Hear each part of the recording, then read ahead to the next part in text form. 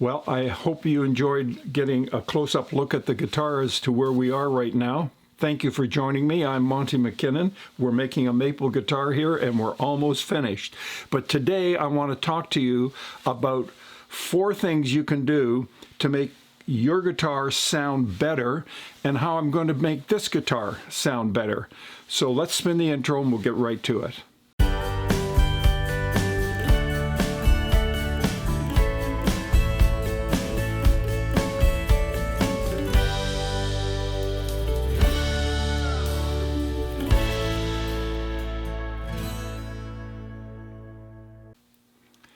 All right, the very first thing you need to do is change your strings.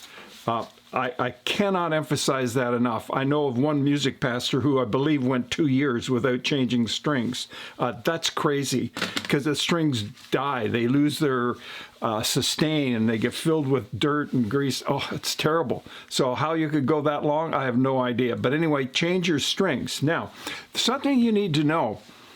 When you bought your guitar, there was a set of strings on there, and what I've built this guitar for are light gauge strings.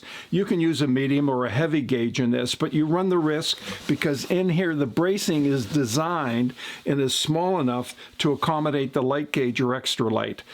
The medium and the heavy put a lot of strain on this and it can damage the inside of the guitar. It can even cause this to lift the bridge and you don't want that.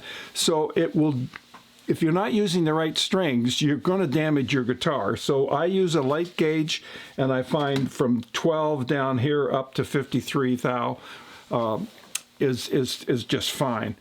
Now, the second thing I want to talk to you about is when the strings are off and you're changing them and it's open like it is here right now. What you need to do is clean up your frets.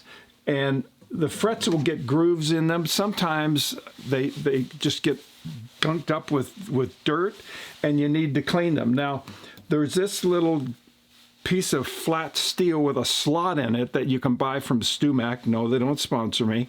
And you can put this over top of your fret and you can take your sandpaper here and you can sand it nice and smooth if that's your desire. Now, if you don't want to do this and you don't want to buy one of these, then what I would recommend is taking some masking tape and just simply put the masking tape beside the fret on each side, like that, and then use your 400 to 600 grit sandpaper and run it across. Now, when you do that, count the number of strokes you make. So this is 1, 2, 3. And if you're doing this all the way up, make sure you do the same number of counts on all the frets, because these frets have been leveled so that you don't have any buzzing. And if you don't do that and you just go at this one and then you go hard at this one, you're causing the frets to be at different levels and you're likely going to get some buzzing, and that's not what we want here. So let's make sure we do that right, okay? So count those strokes that you use here when you polish your frets. Now, the next thing is lemon oil. I use the Dunlop 65, but you can get any kind of lemon oil. And just take the lemon oil and put this on here like that. And then just take a piece of paper towel and rub it in. And that will clean off any of the dirt that's on the fingerboard. Now, the reason for that is because the dirt accumulates on the fingerboard and up against the fret. So when you're fretting the strings, you're taking your fingers and pushing the strings into previous dirt that maybe wasn't cleaned off.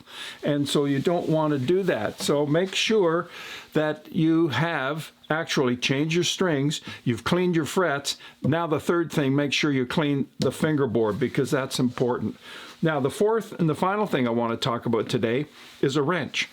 One of the things that happens is many times these tuners, the screw up on the top here comes loose.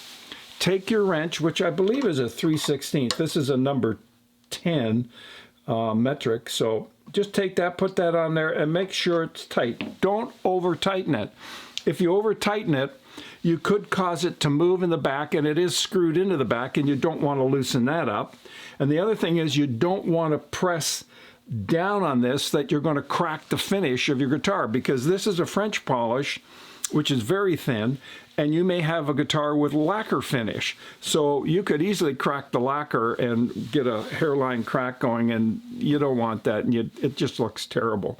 So there are 4 tips for you that you can use that will help you get better sound out of your guitar.